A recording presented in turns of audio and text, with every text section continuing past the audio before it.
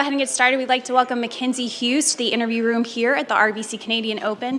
Mackenzie, one of 3 Canadians on tour, winners on tour this season. Mackenzie, it's been an incredible season for our Canadian contingent here on tour. What can you attribute that success to? To be honest, it kind of starts a long time ago. I think that the 3 winners this year, myself, Corey, and Adam, we're all part of that Golf Canada program, which started juniors, went to amateur, and then young pro. And I think for us, we're all a product of that. I'm not saying that we wouldn't have made it otherwise, but it certainly was a huge help and a huge boost along the way to have those resources available to us and that coaching. So long story short, Golf Canada has been hugely behind us as Canadian golfers and trying to make the PGA Tour.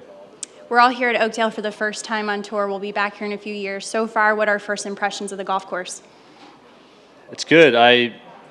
To be fair, I had never heard of it prior to it being announced as the venue, just because I didn't really play much in Toronto as a kid, and I live an hour from here. So, but my first impressions are that it's a great golf course and it's a good test this week for the RBC Canadian Open. I think that there's a good mix of holes. There's some tough ones on the front. Obviously, a bit more length on that side. It's going to be probably the tougher 9 holes, and then the back 9 gives you a few chances to make some birdies. So, going to be a good mix of holes. It's going to be a fun week. I'm sure there'll be lots of birdies out there, and also some, like I said, some tough holes to kind of navigate through. So, it'll make for a great championship. And last, before we open it up with questions, just comments on your form going into the week. Yeah, it's been not the year I would have envisioned starting in 23.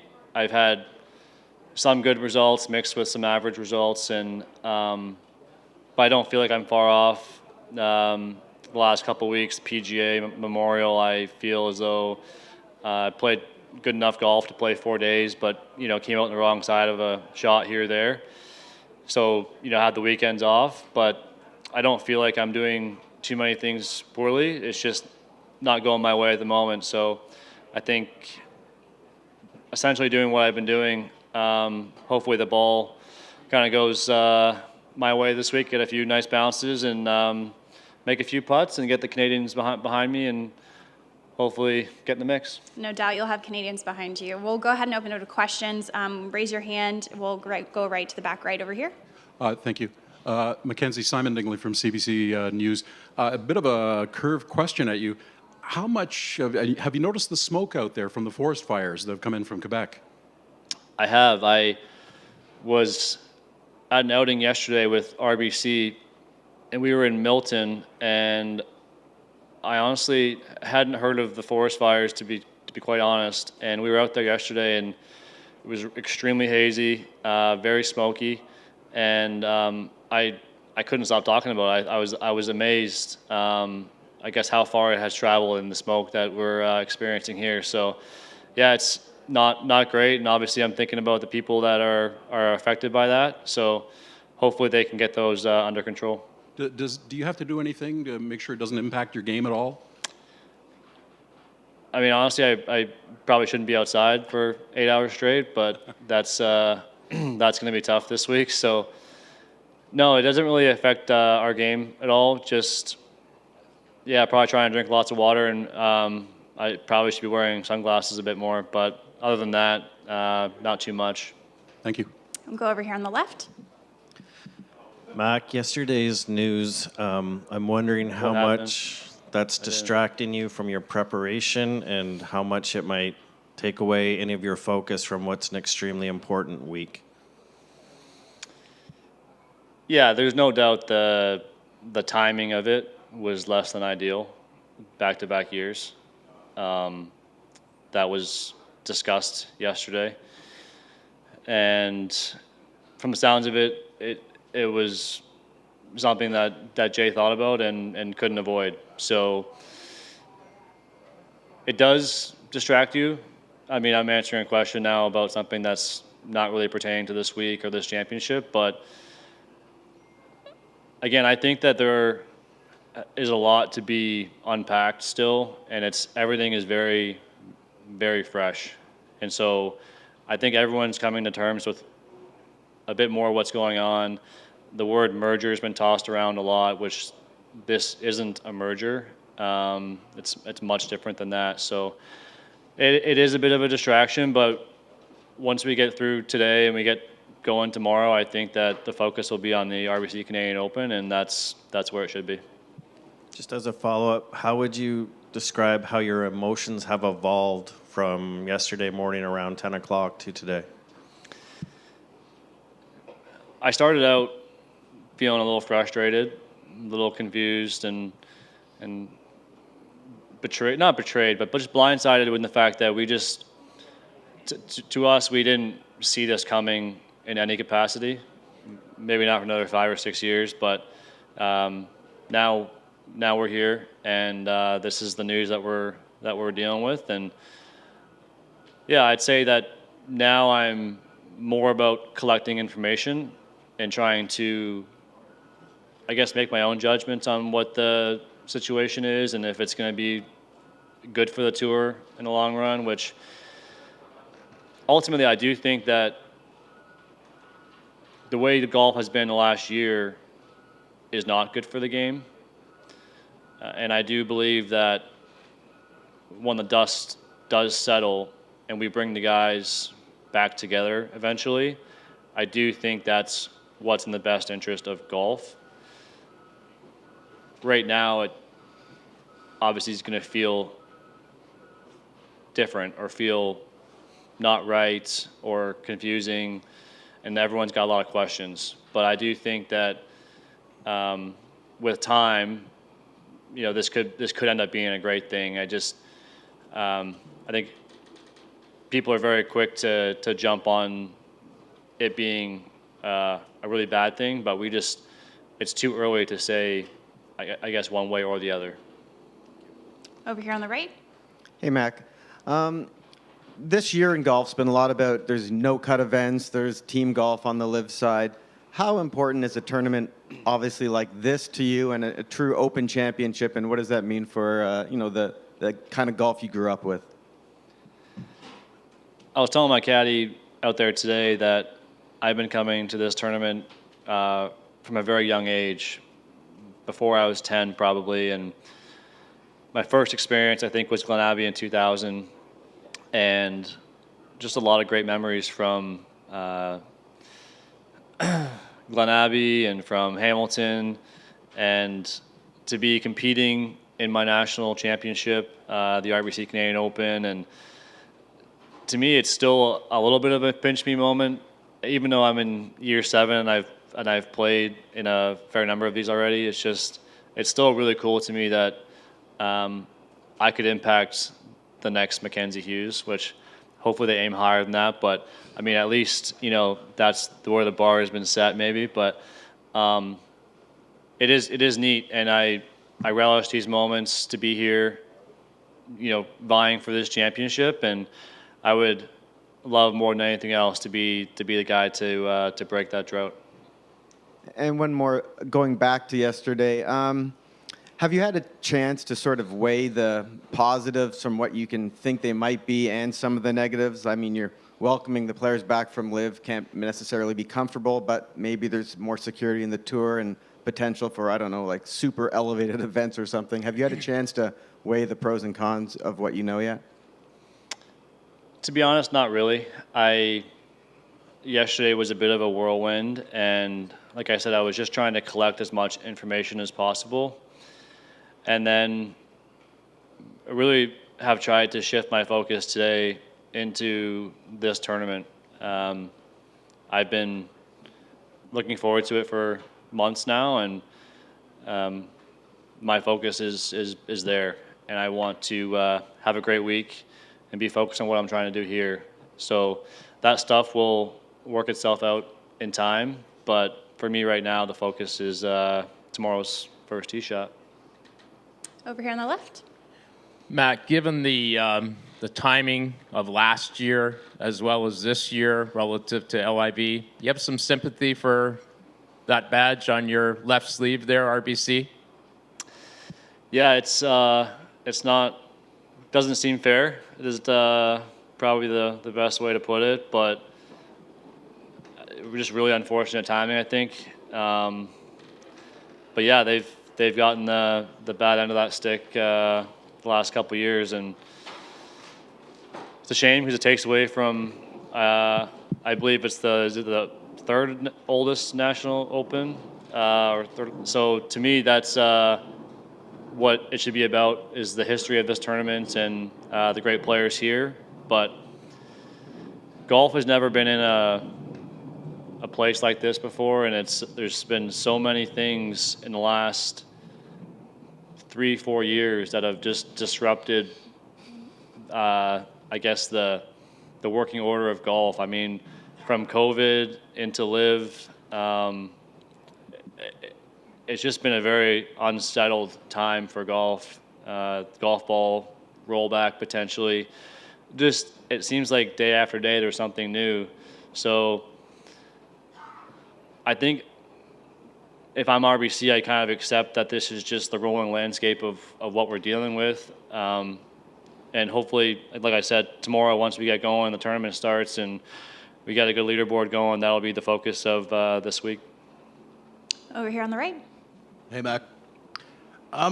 We've seen this happen before with Canadian guys too, that you can win, and you not only do you win, you get the exemption, you get a lot of money, a few more demands on your time. Is it, in a weird sort of way, is it a little harder to focus after? Yes and no. I think your points are all valid. That when you win, there's definitely more demand for your time. You're more sought after, but those are things that we're used to and used to dealing with. So I think, like myself or Corey or Adam, would be used to dealing with those things and can expect those things. So I wouldn't use that as a cover up or an excuse for any play that I didn't like or bad results. It's just golf's a hard game, and your season, no matter how good it is, runs in ebbs and flows. So yeah, I think that, like I said, that's part of it that comes along with winning, but something that we expect and know how to deal with. Over here back left. Yeah, hey, just back to yesterday, one more.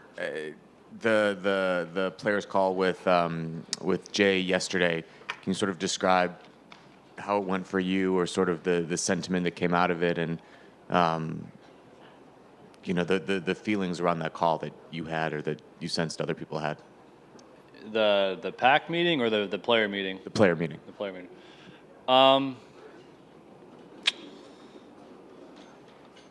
I think I touched on it a little bit earlier, but I just feel as though the first feeling that guys had was just that they were a little bit shocked by the news.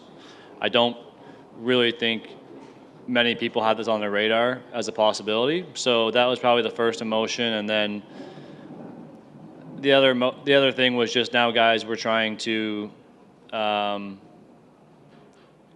take it all in, gather information, ask questions, figure out what the next steps were.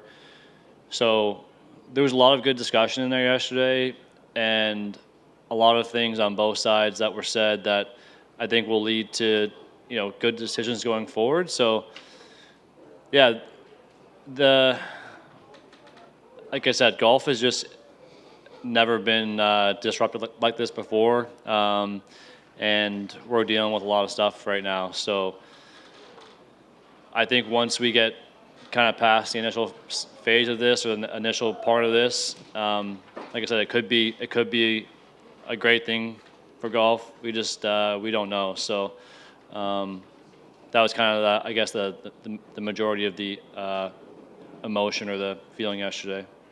I guess is there any sense of like the emotional whiplash at all? Sort of like, you go a year and this is how, we look at things and then all of a sudden one day happens and it's like, oh, we have to look at it this other way? Is that sort of hard to wrap your head around at all? Yes and no. I mean, we've been through a lot. So while there's some aspects of it that may surprise you, you're also kind of used to having bombshells dropped every now and then with, LIV forming and, having their first events, and then to where we are now. There's been lots of big news over the last year. So I don't think that we're essentially, I guess, you just know you're in a bit of a chaotic time. So there's lots of stuff happening, and we're just trying to deal with it the best we can on the fly. We got time for a few more. We're going to go back right. Hey, Mac, over here. Obviously, you talk a lot about how important the National Open is for you. We've got the U.S. Open coming up after that, but then a little more than a year from now, President's Cup. It's going to be here, not in Toronto, but in Canada. Just how much is that front of mind for you? We always hear about it from Americans and Europeans of Ryder Cup teams and how important that is to them. With a Canadian captain and it being Canada, does that add any more motivation, and do you need any more? I would probably trade both wins to be on that team. I really want to be on that team for Mike. I want to play for him. I want to play in front of Canadian fans. I'd like to win the President's Cup. Those are all things I do think about. And yeah, I don't need any extra motivation, I guess. I think about it often. I see the President's Cup logo on some people's shirts in here, and you see the President's Cup shield for the international team floating around. So I see Ryan Hart in the back, so hopefully I'll be seeing a lot of him next year. So, yeah, I'm dying to be on that team. So I was obviously close in Charlotte, and that would have been a semi-home game for me there too. So that stung. So that was probably my extra motivation that I needed, and I'll do everything I can to be on that team next year. Okay, 2 last questions over here. Mac, I know you don't have a lot of experience on this golf course, but you've seen it now, most of it, I guess. What will be the most important thing for you or anybody to do to be successful out there this week? If you drive it really well this week, you'll have a great week. That to me, it almost goes hand in hand with all the courses that we play that are lined with thick rough and kind of smaller screens. You just need to be playing from the fairway to score. So to me, that's the number one skill, or like what the champion will do best, I think, to me, is he'll separate himself off the tee and give himself tons of looks into these greens from the fairway. So yeah, I think closely behind that though will be, like that guy that drives it great is still going to need to putt exceptional because of the amount of slope on these greens. So it'll require that person to putt great, have a great imagination around the greens, because you can leave yourself in spots where you've got putts with 10 feet of break. So those putts require a lot of touch and imagination and feel. So that's probably secondary to the driving, but I would say first and foremost, drive the ball in the fairway and you have a chance. You're a guy who's been known to make some long and winding putts, so you think that gives you some advantage? Yeah, Stanley Thompson designs and greens with a lot of pitch for me are kind of what I grew up on, and I'm quite comfortable. I was out in the Pro-Am today. I had a great group of guys, and they'd ask me, "Oh, what does this putt do?" And is it like 4 or 5 feet? And I'm like, just add an extra few feet and you're good. A lot of these putts that are breaking a ton, you can't play high enough, and you're trying to just kind of marry that line speed and get that highest possible line. And that to me is really fun. I almost would prefer a putt that breaks 4 or 5 feet than a putt that's 30 feet and dead straight. Just the way my mind works. So yeah, I'm looking forward to hopefully rolling in a few of those for the crowd this week. Hey, Mac. You already alluded to the drought of a Canadian not winning this championship in nearly 70 years. What would it mean to you personally to be the one to break that drought? Yeah, that'd be amazing. To be the guy, obviously be a bit of a Canadian hero to do that.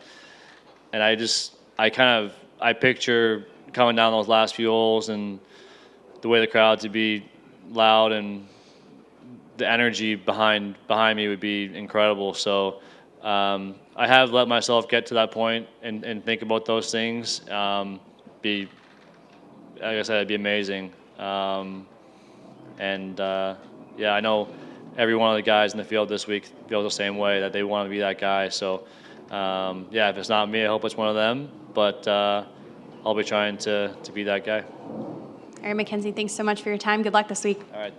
Thank you.